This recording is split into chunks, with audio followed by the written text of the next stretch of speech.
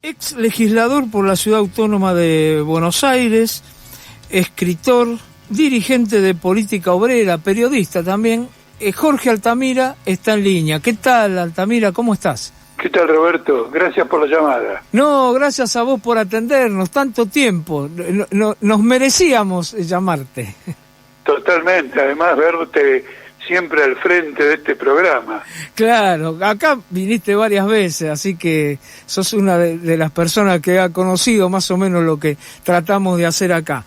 Jorge, te queremos consultar, estamos en un momento, una crisis, hoy hace un rato leía los índices de inflación que salieron el lunes de la ciudad de Buenos Aires, esta inflación desmedida, bueno, la caída de los salarios, un plan económico que parecería que es un plan liberal. Yo leí algo que vos escribiste que hablabas de la hiperinflación y el año electoral. ¿No considerás que esto ya es hiperinflación o pensás que todavía puede haber más? No, bueno, ocurre lo siguiente, hiperinflación es lo que vivimos en aquella ocasión en el Rodrigazo, ¿no es cierto? Entonces, si tomamos un parámetro, una experiencia propia, digamos, esto no alcanzó todavía índices descomunales mensuales, y también, por ejemplo, la hiper de Alfonsín. Claro. En la hiper de Alfonsín, el precio de la leche a la tarde no era el mismo que a la mañana. Uh-huh. Y acá probablemente 2 días el precio de la leche aguanta. Claro. ¿No es cierto? Sí. Entonces, si hacemos ese parangón, eso no es así. Y en segundo lugar hay otro problema, que la hiperinflación está muy vinculada a decisiones que se reclaman desde círculos internacionales al gobierno, como por ejemplo una devaluación que lleve el peso oficial a unos 350, que lleve el dólar oficial a unos 350 pesos. Eso, según algunos economistas que se dedican a consultoría de empresas, provocaría una inflación mensual del 15%. Y ahí ya entraríamos en una hiperinflación. Otra cosa que nos llevaría a una hiperinflación es lo siguiente. Muchas de las ganancias capitalistas, quiero decir que en estos años las ganancias capitalistas volaron, o si quieren una expresión más moderada, las ganancias de las empresas volaron. Muchas de esas ganancias se han convertido en títulos públicos en pesos indexados. Si por algún motivo entendieran que esos títulos corren un riesgo o que no se fuera a cumplir con la indexación y corrieran al mercado cambiario, ahí tendríamos una hiperinflación. De manera que si llamamos a esto que está ocurriendo hiperinflación, nos perdemos los escenarios que amenazan con algo más profundo, más dramático, y que sí sería una hiperinflación. Esto este es un año electoral. A ver, contame un poco, ¿qué se podría hacer en este momento, Jorge? Bueno, no, quiero decirte lo siguiente, cuando vos citás ese artículo, la hiperinflación en el año electoral, quiere decir que el título habla de que se unen estos factores. Sí, sí. Con esto, claro, quiero decir que el proceso electoral no está consumado. Uh-huh. Y con la decisión, por ejemplo, de la Corte de ayer fue, creo, de suspender las elecciones en Tucumán y en San Juan, independientemente de los fundamentos, si querés después lo discutimos, marca el comienzo de una intervención más intensa de la Corte en las elecciones. Además, ayer, de nuevo, el presidente de la Corte, Horacio Rosati, habló de la inconstitucionalidad de la emisión monetaria. Uh-huh. Algo que metieron en la Constitución los que la reformaron en 1994 y que medio es delirante. Se ha escrito mucho, la gente no se dio cuenta, pero en La Nación, particularmente en el diario La Nación, se ha escrito sobre esto. Es decir, que algún tipo de intervención judicial en materia económica se puede llegar a producir. Ahora te das cuenta que la emisión monetaria la más amplia, la más intensa, la de mayor envergadura, es la de la Reserva Federal de Estados Unidos, que pasó de un activo de 300.000 millones de dólares a 8 billones. Es claro, decir, pero que aumentó ¿cuánto? 30, casi 25, 30 veces. Claro, pero tienen... comprando títulos del Estado y emitiendo moneda. Claro, pero emiten moneda, pero es una moneda pesada. Acá cuando se emite moneda, no importa, el vemos punto lo de que vista pasa, que ¿no? trata de Rosati, Claro, si es constitucional o no. claro. Acá no vale eso. Eso es en primer lugar. Por otro lado, cuidado, porque todas las crisis bancarias que tienen lugar en este momento tienen su origen en esa emisión. El hecho que al día siguiente de una emisión parezca no ocurrir nada, no significa que no, porque el dinero sigue circulando, y, ¿me entendés? Y ese dinero ha ido a los bancos no tienen cómo prestarlo, etcétera, y ahora hay crisis bancarias repetidas que todo el mundo coincide que está vinculado con esa gran emisión monetaria. Claro. Pero para no perdernos de esto, sí, lo que quiero decirte es que hay una intervención ahora del Poder Judicial. Entonces, las variables económicas, en el momento en que cayó el acuerdo con el fondo, se cayó, lo quieren remedar sin pasar por el Congreso con un nuevo acuerdo, pero se cayó. Massa pide 10.000 millones de dólares y los otros le dicen, llévame el dólar a 350. Este tipo de medidas, la marcha de este plan económico, esta intervención en las elecciones provinciales, las crisis internas en el Frente de Todos y Juntos por el Cambio, pueden provocar un cambio electoral, un cambio en el proceso electoral muy profundo. Quiero dar un ejemplo de algo que escribí en el día de hoy, que es lo siguiente. Cristina Kirchner y Massa están completamente de acuerdo en impedir que haya una competencia en las PASO. Y Scioli y otros quieren intervenir en las PASO, hasta Mansur, de Tucumán, que ayer fue defenestrado por la Corte, también quiere intervenir en las PASO. ¿Qué pasa si el gobierno nacional decide suspender las PASO? Que no se hagan para preservar un candidato único de parte del Partido Justicialista, el Frente de Todos o lo que fuere. La Corte ya podría intervenir con este antecedente, diciendo que esto altera en un año electoral las reglas con las que este año electoral comenzó. Claro, lo cual por lo tanto, sería lógico. Desvirtúa la democracia, bla, bla, bla, bla. Sería lógico, digamos. Sería lógico. Además puede intervenir en Formosa, puede intervenir en San Luis, puede intervenir en Santa Cruz, que tiene reelecciones indefinidas. Entonces ha cambiado todo el estatus, de manera que todavía estas elecciones, ellas están en suspenso. Por eso vos tenés un montón de precandidatos que aprovechan eso para ir a la televisión, pero no tenés definiciones en ningún lado. Claro. Porque nadie sabe cómo esto va a seguir o cómo esto va a terminar. Ahora, Jorge, con este panorama, porque hoy, por ejemplo, alguien que está escuchando este programa, que por suerte bastante la gente que lo escucha, dice, bueno, el problema está, intervenga o no intervenga la Corte, el problema está que no hay ningún elemento que haga a la gente, a la gente común, a la que trabaja todos los días, que pueda tener alguna esperanza. Tiene, por un lado, el Frente de Todos, que ya sabemos lo que es porque lo estamos sufriendo, y por otro lado, algunos que dicen que todavía podrían aplicar planes económicos peores. ¿Cómo se sale de esto? Bueno, es que es muy claro. El problema, cuando uno tiene un problema, lo que primero que tiene que preguntarse es qué puede hacer él mismo por ese problema, no qué pueden hacer los demás. La clase obrera no puede preguntarse cómo un gobierno patronal lo va a sacar del pozo. Ayer ocurrió una cosa indignante en esa cumbre de la Cámara de Comercio norteamericana. La AmCham, el presidente de la Cámara se quejó del 40% de la pobreza.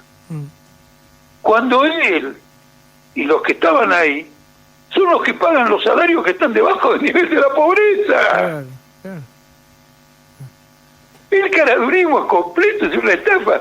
Entonces, finalmente, Juntos por el Cambio, como Frente de Todos, depende de esta AmCham, de esta Cámara de Comercio. Por supuesto que depende. Ayer Massa fue a rendir cuentas. Y dependen de ahí.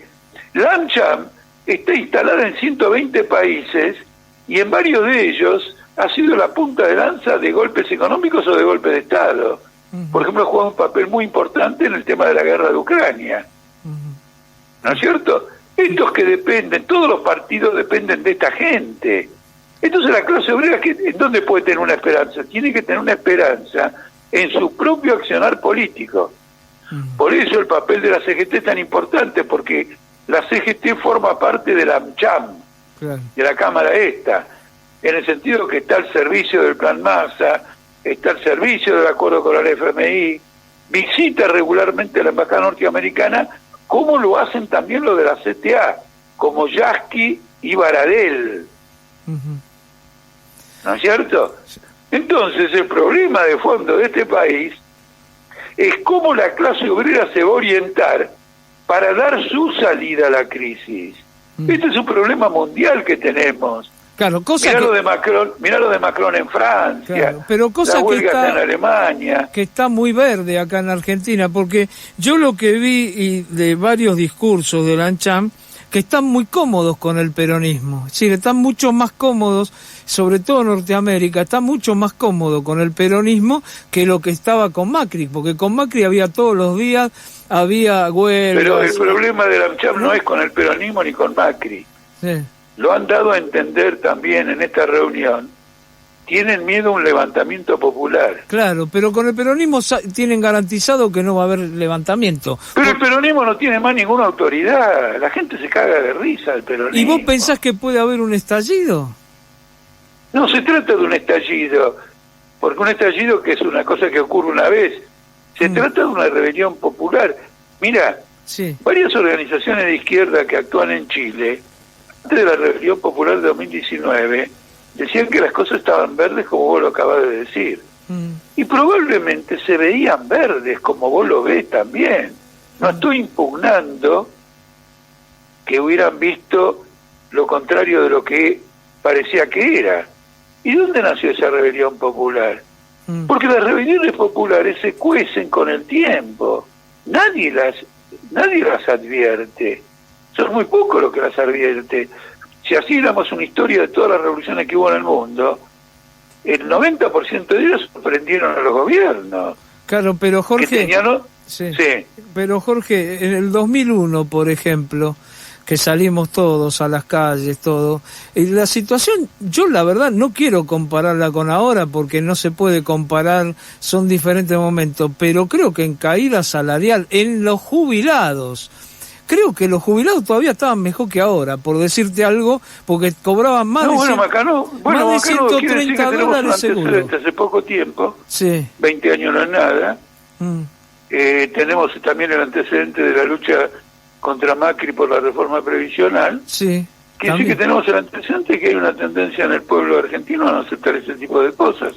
Pero el peronismo no actúa como dique de contención y le sale bastante bien. Sí, la CGT. Sí. La CGT. Sí. Sí, claro que actúa como un dique de contención. Pero la propia CGT es consciente que es un dique enflaquecido. Es totalmente consciente de eso. O la gente que gana menos que el salario de pobreza y está en una fábrica, no está rumiando algo. Lo que ocurre es que cuando más intensa es una crisis política, más complejo es el proceso de homogeneización de una respuesta popular. Fíjate que nadie advirtió la rebelión popular del 2001 hasta que Cavallo declaró el corralito. Claro. Hasta antes del corralito había una bronca total. En las elecciones de octubre del 2001 hubo una abstención furibunda, pero tuvo que producirse un detonante para que hubiera una rebelión popular. Y ahora mismo, toda la discusión sobre la devaluación es por sobre todo política. ¿Por qué es política? Porque si va a haber un aumento, como dicen los economistas, del 15% mensual, en caso de una devaluación a 350 pesos, va a haber una rebelión popular. Y Massa y Cristina Kirchner están preocupados por eso. Ahora, y además ha empezado una discusión en Juntos por el Cambio. Ahora Larreta se reúne con la CGT. Y ahora, ¿a qué se debe la crisis con el macrismo? Porque Macri y Patricia Bullrich dijo, nosotros vamos a dinamitar todo. Entonces, naturalmente, vino alguien en Juntos por el Cambio y dijo, no hay condiciones para dinamitar. Tenemos que hacer una unión nacional porque vamos a tomar medidas que van a provocar una rebelión popular. Entonces, si encima fraccionamos el campo de la clase capitalista, nos va a ir muy mal. Te hago una recomendación. Creo que fue el domingo, no me acuerdo. Sí, el domingo. Tanto en La Nación como en Clarín, le hicieron un reportaje al CEO de TAMCHAM. Ah, sí, Minujín.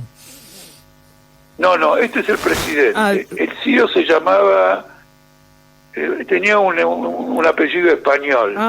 Sí, ahora no me puedo acordar. Sí, Ávila, sí. O no me acuerdo. Arias, Ávila. Bueno, no me acuerdo. Pero buscar los diarios. Sí. Él en una parte dice que la clase empresarial está dividida. Porque el impacto de la crisis, en caso de devaluación, va a ser desigual. Los que importan pueden irse a la quiebra, los que importan insumos para producir. Porque van a tener que pagar 350 pesos. Y aquellos que exportan pueden hacer un negocio. Esto también lo divide. Y enflaquece el frente empresarial o el frente patronal frente a una respuesta a los trabajadores. Pero el punto de partida de esta conversación entre nosotros era el tema de esperanza. No, en el orden actual, en los partidos, no está esa esperanza. Los trabajadores tienen que forjar una esperanza a partir de su propia decisión de actuar en forma unificada y decidida. En tanto eso no se desarrolle, la esperanza se aleja. En tanto se desarrolle, se aproxima velozmente una esperanza y una salida. Está muy claro. Jorge, dos cositas, y a ver si me las podés contestar más o menos rápidamente. Una, yo el otro día hablaba con un empresario pyme y me decía que estaba importando con el dólar MEP, 400 y pico pesos. Porque seguramente no tiene cómo coimear a nadie en la aduana. Ahí está, porque no tiene cómo coimear. Entonces, por eso, cuando hablamos de que se va el dólar a 3.50, ¿no están ya todos los precios puestos en un dólar de 450, 500 pesos? Bueno, no sé, Práctica y decía eso en el 2015, decía que todos los precios ya estaban al valor del paralelo. Macri devaluó y los precios se fueron enormemente para arriba. Ese es el problema. Ahora, otra cosa más. Sí. La cola, sí. De todos modos, quiero señalarte algo con relación a este empresario pyme o cualquier otro. Argentina tuvo un superávit comercial en el año 2021 y 2022 de 45.000 millones de dólares. Se fueron todos. En el pago de intereses al FMI y a la deuda externa, y un superávit comercial, ¿no? Ese dinero no era para importaciones, porque superávit comerciales ya importaron. Después que se importó, quedó un saldo de 45.000 millones. Se lo tragaron el pago de los intereses, la salida de capitales, y otra maniobra de ese tipo. Y el saldo y el pago de intereses de la deuda privada. Claro. Entonces, cuidado, porque el tema de que Argentina no tiene dólares, menos mal que no tiene dólares, porque cuando los tuvo, se los llevan. Se los rifaron 45.000 millones de dólares. Ahora les cuesta un Perú. El problema es esta deuda, que era en el 2001 de 180.000 millones de dólares, y que ahora es de 550.000 millones. Claro, en donde están con una economía más o menos similar. Claro, claro. Para terminar, Jorge, yo me acuerdo, hace un tiempo hablábamos con vos, hace ya bastante, ¿no? Hace como 10 años, y vos decías que la izquierda iba a ir en ascenso. ¿Seguís pensando eso, que puede ir la izquierda en ascenso, o que la bronca se va a canalizar nada más que por ultraderecha, como parecería que se está canalizando? Mira, en gran medida, no, las broncas no se van a canalizar por la derecha. La derecha lo que explota, como ahora explota Milei, es que esa bronca no se desarrolla. Porque si se desarrollara, estaría presente en movilizaciones, ocupaciones de fábrica, ocupaciones de colegio, etcétera, que es lo contrario de lo que plantea Milei. Claro. Entonces, como es una bronca que no encuentra un canal, a lo mejor veremos, Milei puede sacar alguna ventaja, digamos, de todo eso, pero depende de la orientación de la izquierda. Porque la izquierda tiene una orientación completamente electoralista, entendiendo por izquierda al FITU, sí, no a nosotros. Ya hemos tenido una crisis como consecuencia de eso. Y ahora están pagando los resultados. Ahora, por ejemplo, han hecho un acuerdo, la Unidad Piquetera y el Partido Obrero han hecho un acuerdo con Grabois, han hecho un acuerdo con la agrupación Milagro Sala, han hecho un acuerdo con la CGT Autónoma, y probablemente intervenga la Cámpora para hacer una manifestación en común, que es para tirar abajo a Tolosa Paz. Y a Tolosa Paz quieren tirar abajo a los kirchneristas dentro del gobierno, claro, porque ella con Alberto quiere pasos competitivas. Con ese tipo de orientación sigue huérfano, de parte de esta gente, sigue huérfano una orientación política. Pero los trabajadores, en la medida que van encontrando una reacción, en la medida que van luchando, abriendo perspectivas, haciendo experiencia, van a encontrar su dirección política en la lucha misma, y esa dirección política seguramente va a tener un carácter socialista y obrero, y nosotros como política obrera luchamos por esa dirección o parte de esa dirección. Está muy claro, Jorge. Bueno, para terminar, no sé si querés agregar algo, y de paso preguntarte si Política Obrera se va a presentar a las elecciones, ¿qué piensan hacer? Sí, claro, porque somos Partido Nacional. Claro.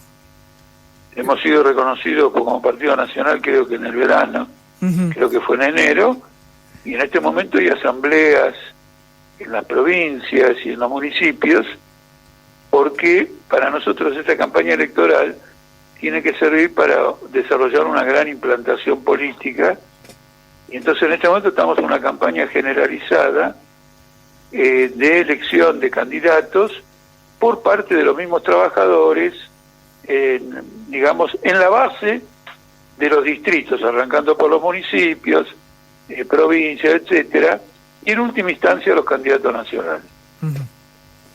Está muy claro. Jorge, yo te agradezco mucho por este ratito que pudimos conversar, como siempre ha sido un placer para nosotros, y te mando un abrazo grande. Muchísimas gracias, y espero que esto ocurra con mayor frecuencia. Es muy agradable y muy interesante un intercambio de ideas con vos. Te prometo que lo vamos a hacer con mayor frecuencia. Un abrazo grande. Chao. Chao.